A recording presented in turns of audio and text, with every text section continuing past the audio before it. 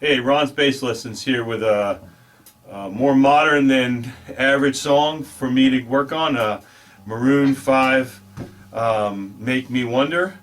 I'm playing in a band that does a lot of dance type modernish tunes, so that's why I've had to address this song. So we might as well both benefit from it since I had to learn it for the band. Pretty cool. It reminds me of a lot of 70s sort of soulful dance disco-y songs. So as always, I try to capture the brunt of what's going on, and I'm not worried about doing note for note exactly unless I think something's trademark that really would be missed. So for the most part, so the intro is slightly different, the first verse, and the intro is slightly different than the other two verses. But essentially the same idea. So you're basically in general traveling from B to A flat back up to B, but there's some variations on that. You're gonna sometimes go to E, G, and F sharp, but in general that's your travel during the one part, and the other part is going to be G to A for the most part. The what I think of as the chorusy part. Okay, so the intro is.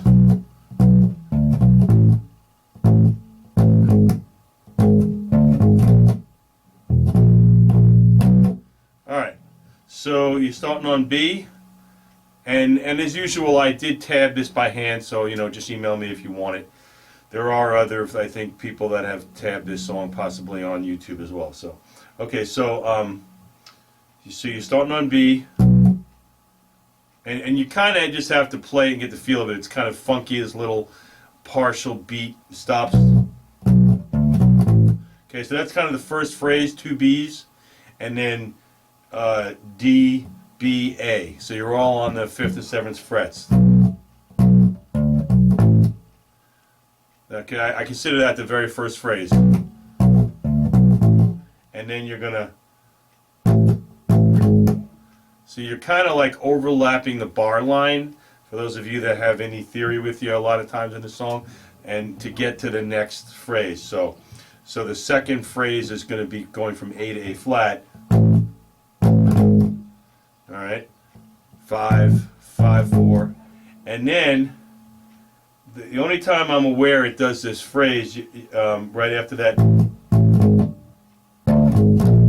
it does D on the 5th, A flat to B flat. And the B flat is what they emphasize on to get back to the top of the key to the B. But I'm not aware that I remember that they do that particular phrase again, at least not that I remember. But so the whole first phrase there, sorry.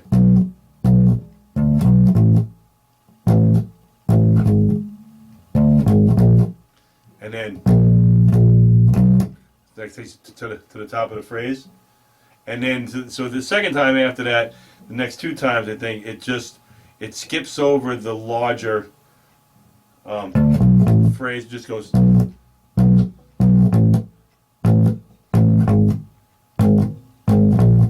Okay, so you're basically still going B, A flat, B flat, but you're doing it without doing the other passing tones. They simplified it a little bit there. Again, you can still play those other notes. It's not going to be wrong per se.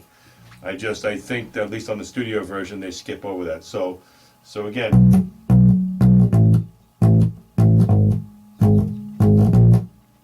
And it does that, like after it does that very first intro phrase with the extra notes, it does that phrase again.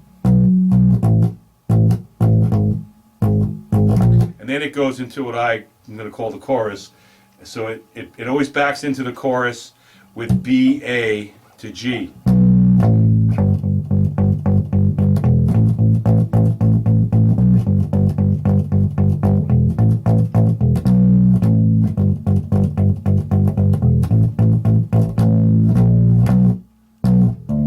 Okay, so you're basically doing G to A, and then in the middle of that chorus, it also backs in again to the G with the B to the A. So you're just doing G's, and then you're going to hit an open E.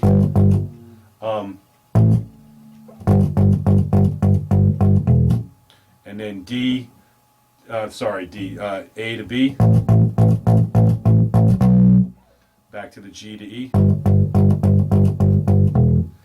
back to the A, and then the B, same, and then you're just going to climb up to the B. I do it 5, 6 to 7.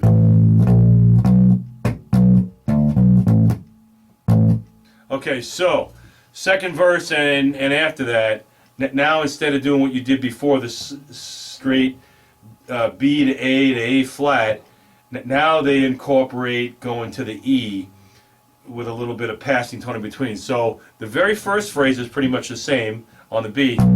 Okay, you played that already. And now, when you're playing the A, or something along those lines, you're going to A to B, and then you're going to hit the open E. Okay? And then you're going to go to the G instead of the A flat. So, and there's actually two different phrases in this part. So the first one,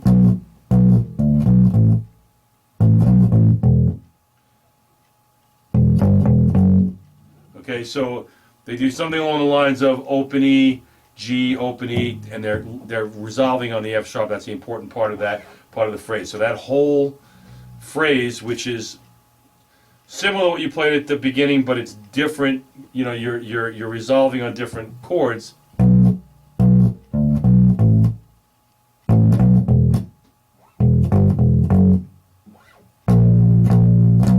Back to the top of the phrase. Now is sort of the second version, the second half of that same verse phrase. Starts out the same as all do.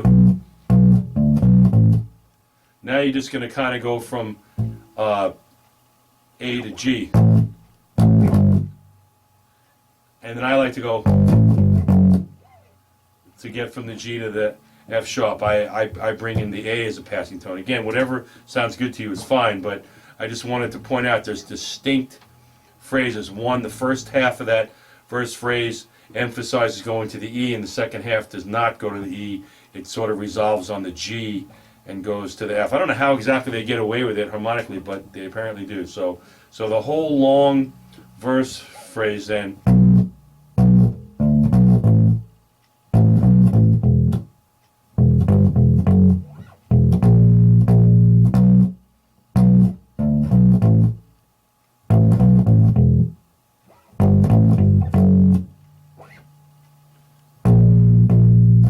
Okay, and then so that's what you do behind the verses until you get to where it leads into the chorus, and you get into the chorus the same way you did every other time after you hit the F sharp in this case. So and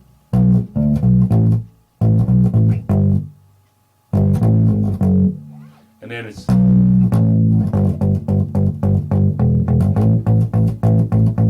okay, same thing you played before. So let's see, so after that, I think it's after the second chorus comes the bridge part. And if I remember, I don't think he ever doubled the chorus, but I could be wrong. I haven't been playing the song that long, but when you do get to that, I mean, you're basically either going to repeat it or you're not, and if you do, you're playing the same thing.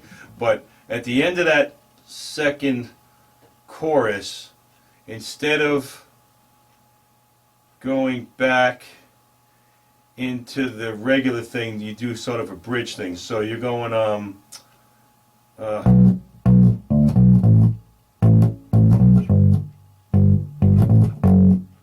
so after you hit that F sharp, there's a short pause, and then the bridge is G,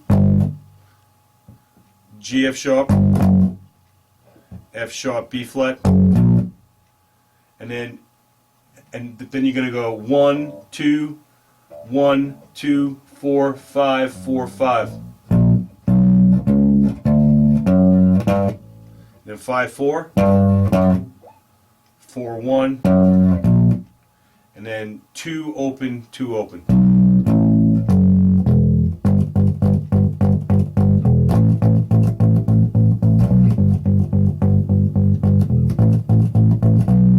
Okay?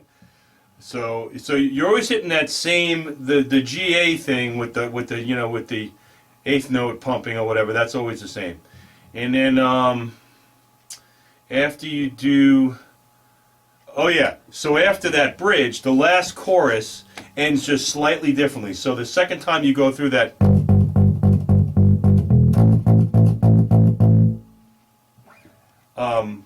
then it hangs on the F. And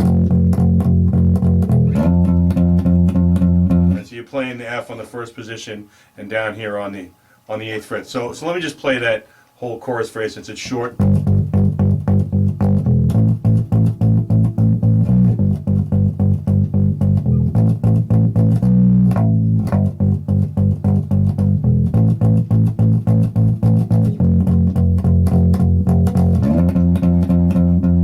Right back to the,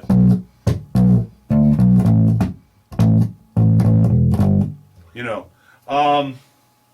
the one other thing it does this twice in the song. It does this at the end of the second verse, and it does it at the end of the song. So when you're playing that second verse and you're playing those regular riffs, at the third time that you go through the verse, it goes into this same chords but totally different rhythm. You're doing the same B, A to A flat.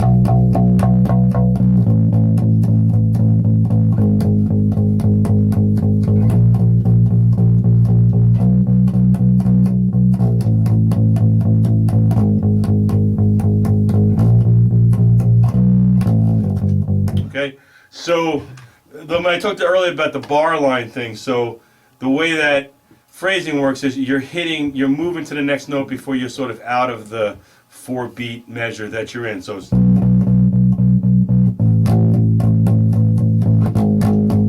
you see that? You kind of on the end of the thing. And so that's what happens when it rides out on the outro. That is when I guess it does double the phrasing twice. It goes through the whole.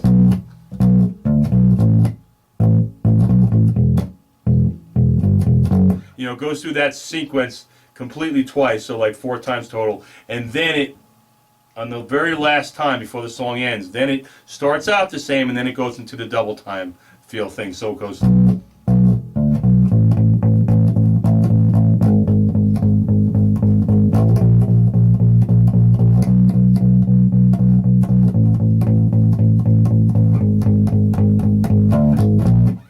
it kind of ends. At least in the recording I have, it kind of ends like that. It ends a little bit, sort of leaving you hanging on the B flat. So, you know, again, whatever works for you and your band is fine. But that's all the parts in general gist. So, like I said, I did kind of hand tab it out. I didn't do it in, you know, fine detail, what I think was every single note. But it's got all the main parts. So I think between that and listening to it, you can piece it together the way you want. So.